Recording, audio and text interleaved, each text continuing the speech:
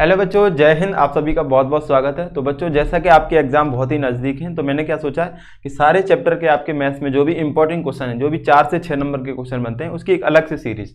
तो हम इसमें क्या करेंगे, डेली 2 क्वेश्चन देखेंगे और ये दोनों क्वेश्चन आपके लिए बहुत ही महत्वपूर्ण होंगे। ठीक है, तो आपको इसके लिए कि बेटा एक सीट बनाते हुए चलना है, प्रॉपर आप नोट करते हुए चलेंगे ताकि एग्जाम टाइम ये क्वेश्चन आपको रिवाइज करके जरूर जाना है। ओके, क्योंकि ये आपके लिए बहुत ही महत्वपूर्ण सवाल है।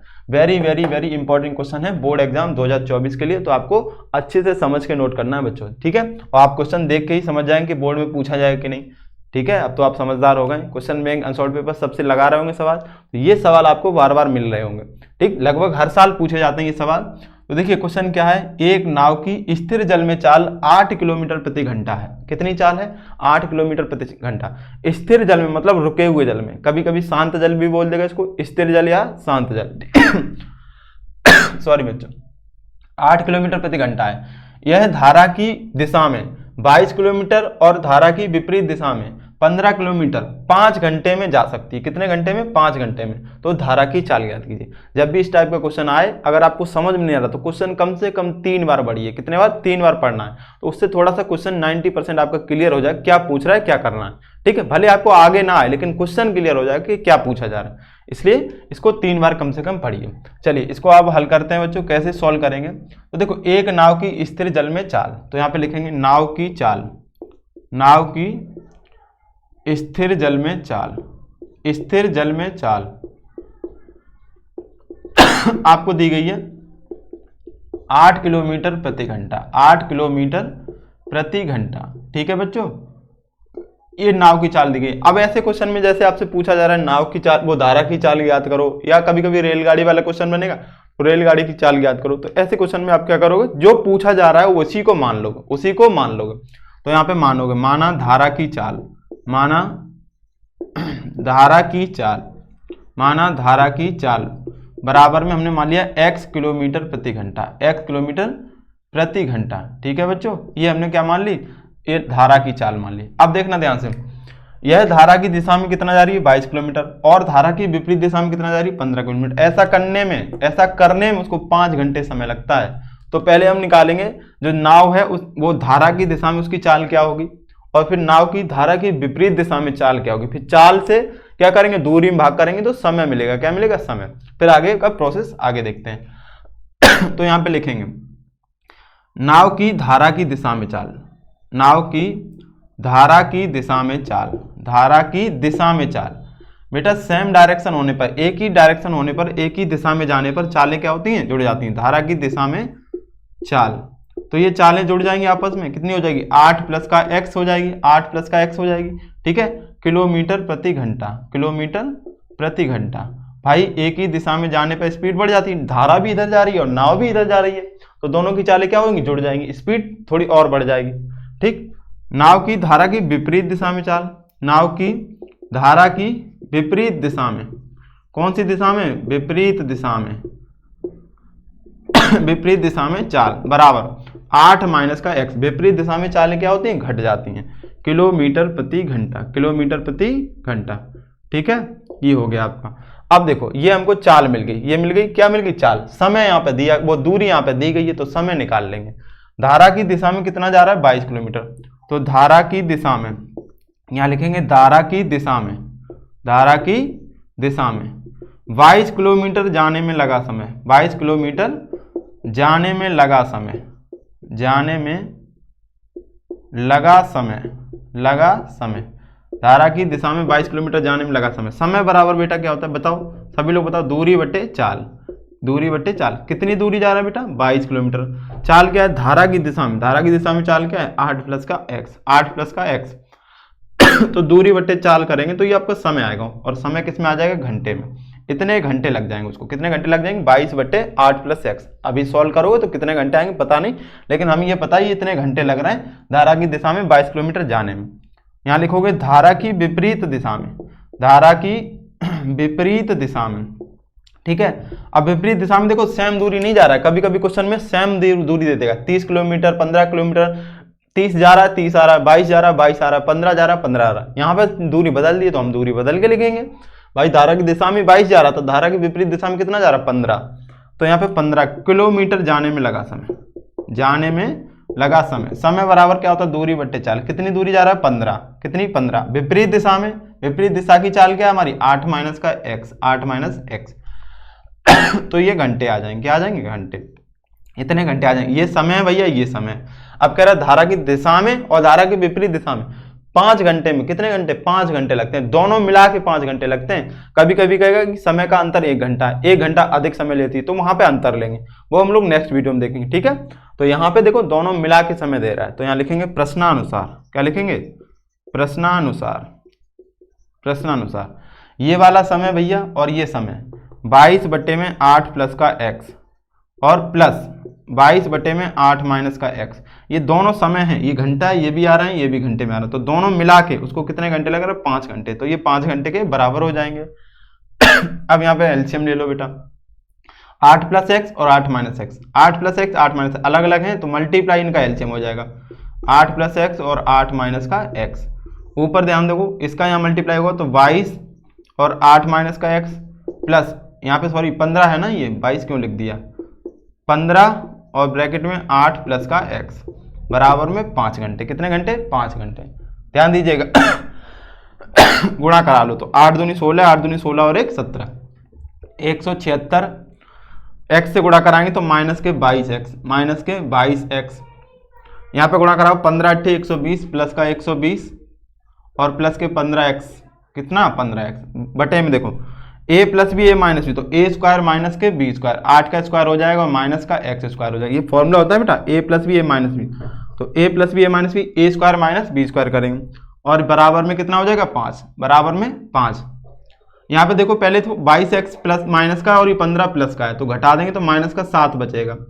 176 और 120 जुड़ जाएगा, दोनों प्लस के हैं, तो 0 में 6 जोड़ेंगे 6, 7 और 2 9, 1 और 1 बेटा कितना हो जाएगा 2, 296 हो जाएगा। कितना हो जाएगा 296 बटे में 8 का स्क्वायर 64 होता है, सबको पता है, माइनस एक्स स्क्वायर बराबर में 5। अब इसके 5 के नीचे 1 मान सकते हैं, 5 के नीचे 1 मान ले, क्रॉस मल्टीप्लाई करा दो बेटा जल्दी से, तो ये हो जाएगा माइनस 7x का मल्टीप्लाई 1 से कराएं तो माइनस 7x और प्लस का 296। भाई किसी का मल्टीप्लाई 1 से कराने पे वही आ जाता है। अब इसका कराओ यहाँ पे, तो 5 चौके 20 और 5 के 30, 30 2 32 और माइनस के 5x स्क्वायर। अब आप जानते हैं ये द्विघात समीकरण बनेगा, तो द्विघात समीकरण में x स्क्वायर वाला पॉजिटिव होना चाहिए, तो 5x स्क्वायर इस साइड ले आएंगे बेटा, तो ये हो जाएगा प्लस का। अब x स्क्वायर लिख लिया, फिर x वाला टर्म, x वाला क्या है माइनस के 7x। अब नंबर लिखेंगे तो 320 बेटा इधर आएगा, इधर आके माइनस हो जाएगा और प्लस का 296, तो बेटा ये बचेगा माइनस का 24, माइनस का 24। भाई 320 माइनस का प्लस 296, जब आप जोड़ोगे तो माइनस 24 आ जाएगा ठीक है। अब फैक्टर कर लो, तो 24 पंचे 120, कितना आएगा 120। 120 कैसे फैक्टर करो, जिन्हें घटाने पर माइनस लगाए ना, तो घटाने पर कितना मिल जाए बेटा 7, तो इसको लिख सकते हैं 15 और 8, 15 8 120 होगा, 15 से 8 कम करोगे तो 7 मिल जाएगा, तो 5x स्क्वायर माइनस के 15x और प्लस के 8x लेंगे, क्योंकि माइनस 7 चाहिए ना, तो ये माइनस का और ये प्लस का, तभी तो माइनस 7 आएगा, माइनस 24 बराबर में 0। इन दोनों में से देखो 5x कॉमन आ रहा है बेटा, तो ये क्या आ जाएगा, यहाँ पे बचेगा x और माइनस के 3, यहाँ पे 8 कॉमन ले लोगे तो x बचेगा माइनस का 3 बचेगा, 8 से 3 बार कट जाएगा बराबर 0। अगेन हमने x माइनस 3 कॉमन ले लिया और बचा क्या 5x प्लस का 8, 5x प्लस का 8 बराबर में 0, बराबर में 0। देखो बेटा x माइनस 3 बराबर जब 0 करो तो x बराबर कितना आ जाएगा 3, 5x प्लस 8 बराबर जब 0 करोगे तो x बराबर यहाँ से माइनस के 8 और बटे में 5 आ जाएगा। तो बताओ चाल निकालनी है, में चाल क्या नेगेटिव होगी, ये माइनस का आ रहा है, भिन्न में भी आ रहा है, तो ऐसा तो हो ही नहीं सकता। तो धारा की चाल हमने क्या मानी थी x, क्या मानी थी x, तो धारा की चाल x मानी थी, तो x का मान कितना आ गया 3, तो यहाँ लिख देंगे अतः आंसर में इसके नीचे अतः धारा की चाल बराबर, अतः धारा की चाल बराबर 3 किलोमीटर प्रति घंटा, 3 किलोमीटर प्रति घंटा, ये आपका आंसर हो जाएगा बेटा। ठीक है, उम्मीद है अच्छे से समझ में आ गया होगा। ठीक, एक ऐसा ही सेम क्वेश्चन और लिखते हैं तो और आपकी अच्छे से प्रैक्टिस हो जाएगी। ठीक है बच्चों, तो इसको फटाफट से स्क्रीनशॉट ले लीजिए और नोट कर लीजिएगा। चलिए एक सेम क्वेश्चन और लिखते हैं।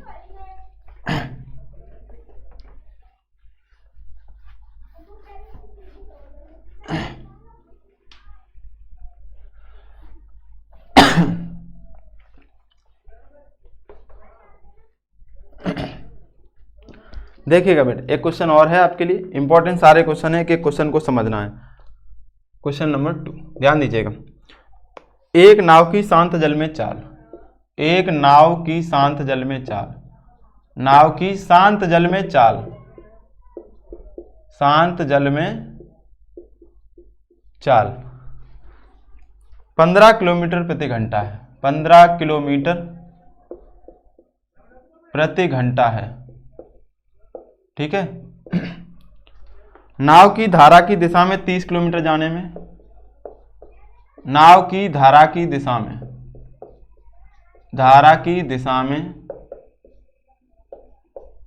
30 किलोमीटर जाने में, कितना 30 किलोमीटर, 30 किलोमीटर जाने में, तथा धारा की विपरीत दिशा में, तथा धारा की विपरीत दिशा में, साथ साथ आप भी क्वेश्चन लिख लिया करो, धारा की विपरीत दिशा में, विपरीत दिशा में 30 किलोमीटर वापस लौटने में, 30 किलोमीटर वापस लौटने में, वापस लौटने में, वापस लौटने में 4 घंटा 30 मिनट, 4 घंटे 30 मिनट, 4 घंटे 30 मिनट में पूर्ण करता है, में पूर्ण करता है। धारा की चाल ज्ञात करो, धारा की चाल ज्ञात करो, धारा की चाल बतानी, ठीक है बच्चों।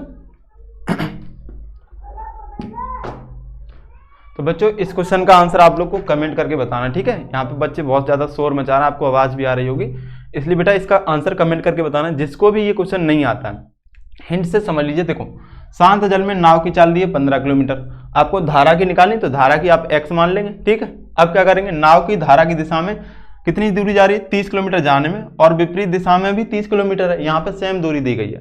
तो पहले तो आप निकालोगे धारा की दिशा में नाव की चाल 15 प्लस का x हो जाएगी, धारा की विपरीत दिशा में नाव की चाल 15 माइनस x, फिर 30 किलोमीटर जाने में कितना समय लगेगा, 30/15 प्लस x धारा की दिशा में, और धारा की विपरीत दिशा में 30 किलोमीटर जाने में 30/15 माइनस x, ठीक है। दोनों समय अब क्या करोगे, दोनों समय निकाल लोगे, ठीक है। 30 किलोमीटर की जो दूरी गई है उससे जो समय आया है, और 30 किलोमीटर की दूरी जो विपरीत दिशा में उससे जो समय आया, दोनों समय आपको कितने घंटे के बराबर करने, 4 घंटा 30 मिनट। अब 4 घंटे 30 मिनट, 4 घंटे 30 मिनट, 4 घंटे 30 मिनट को क्या लिख सकते हैं बेटा, 4 घंटे 30 मिनट को देखो 30 मिनट को हम 1 घंटे में बदल लेंगे तो 1/2 हो जाएगा ये, यानी 4.5 घंटे। तो 4.5 घंटे को 4 दूनी 8 1 9/2 घंटे, 9/2 घंटे। तो आपकी जो इक्वेशन बनेगी वो हम बना दे रहे हैं यहाँ पे समय वाली, 30/15 प्लस का x प्लस 30/15 माइनस का x इक्वल टू में 9/9 कितना हो जाएगा 2। ये इक्वेशन सॉल्व कर लोगे, यहाँ से x का मान आ जाएगा, वही आपकी धारा की चाल हो जाएगी, ठीक है। तो आपको पूरा प्रोसेस समझा दिया, आपको इस क्वेश्चन का आंसर कमेंट करके बताना होगा बच्चों। तो अगर वीडियो अच्छा लगा हो तो वीडियो को लाइक शेयर करें, और अगर किसी को डाउट होता है तो ये क्वेश्चन मैं नेक्स्ट वीडियो में आपको बता दूंगा, ठीक है बच्चों। कमेंट करके जरूर बताइएगा। थैंक यू बच्चों, जय हिंद।